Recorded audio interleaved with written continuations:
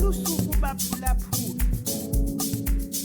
Ibali lethu lanamhlanje lingentwana eneminyaka emihlanu.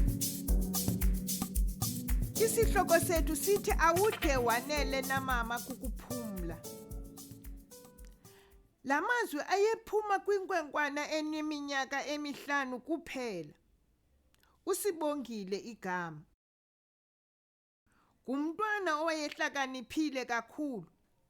Ukhula ephila nomama wakhe nodade wabo uFuniwe, owayeneminyaka 15.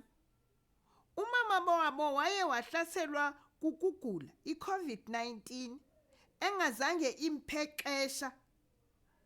Wasweleka eneveki ezimbini nje imhlasele. UFuniwe wasala noSibongile. Kwathi ukuhamba kwexesha kwacaca ukuba nokutya kwesisibini kuye kunqongophala ngokunqongophala, kuba kaloku kwakungekho mntu usebenzayo. Ufuneka wasiyeka ke isikolo, wajongana nomnakwabo, wangumama kuSibongile. Ebeye ayocela kwivenkile apho elokishini. Bekuthi xa kuncinci ukutya kufumaneke ukuba makabekele uSibongile kuphela. Ekuhambeni kwexesha kuye kwanzima kakhulu.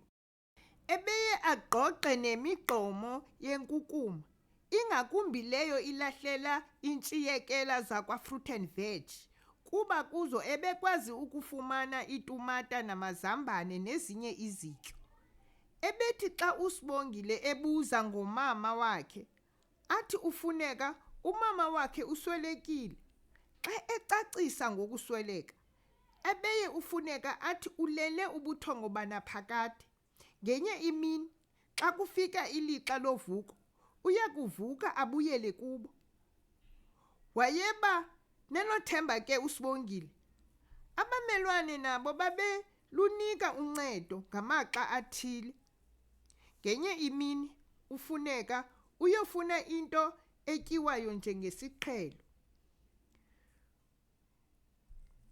Woyisakala wawa ekude nekhaya. Kaloku ufuneka zazidlula iintsuku nokuba 5 engakhange akhe afumane into eya emlonyeni.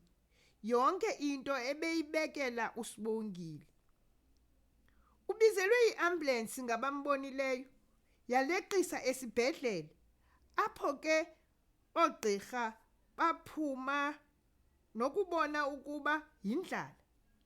Uhleli apho esibhedlele kungekho mntu wazinto ekhaya. uSibongile ubone nje ukuba litshona ilanga engabuyi usisi wakhe. Usenzele ukutya walala. Ziqenqelekile iintsuku uSibongile ehlala yedwa. Wayemana evuka esiya esikolweni, kodwa noko kwakucaca ukuba akukho mntu mdala. Impahla zakhe zazihlala zimdaka. Naye apha esiqwini wayebonakala ukuba kosulwe nje ubuso. Utitshalakazi wamana ukumngxolisa ngale meko. Uye wamnika ileta ukuba anike umama wakhe. Ebeye athi akazi apho umama wakhe akhoyo, oko kwakuthiwe uphumle. Akade abuye. Utitshalakazi akazange ayicingele le meko. Ngamanye amaxesha abeye amse ngaphambili eklasini amhlaze kuba ecinga ukuba uza kuza nomama wakhe. Do umama ukufika. Ngalo lonke lo mfundi akacingi ukuba angayi esikolweni. Kwakusekuphele nesepha ngoku emdakanyani. Utitshala wamxelela ukuba umama wakhe akafiki ngosuku olulandelayo, uya kumgxothela amkhuphele esitalatweni. Waqonda uSibongile ukuba akhe aye kumama wakhe. Mama, vuka, vuka, kunini uphumle. Awudinwa na wena mama kukulala. Watsho iinyembezi zisihla, de wachopha apho phezu kwencwaba. Nceda mama, vuka, uye kundihlangula kutitshalakazi. Nabanye abantwana bayandihleka. Esitsho nje uSibongile uyalila. Ude waba yingqididi. Ubuso obu bude babomvu. Inyembezi sezixube nemifinya.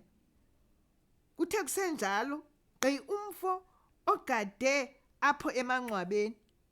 Yena uye wabiza amapolisa kuba akafunanga ukuba nalizwi nale ntwana ngoba wayeyibona ukuba yonakele ngaphakathi. Yathathwa ke yasiwa epolice station yanqwinwa. Kwayiwa ke kokwayo nasesikolweni ngokunjalo.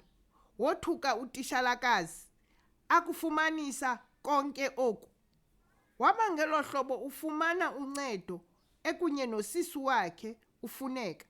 Sithetha nje namhlanje, sithetha ngosomashishini ohlala aphe abantwana abahlelelekileyo nabahluphekileyo izipho.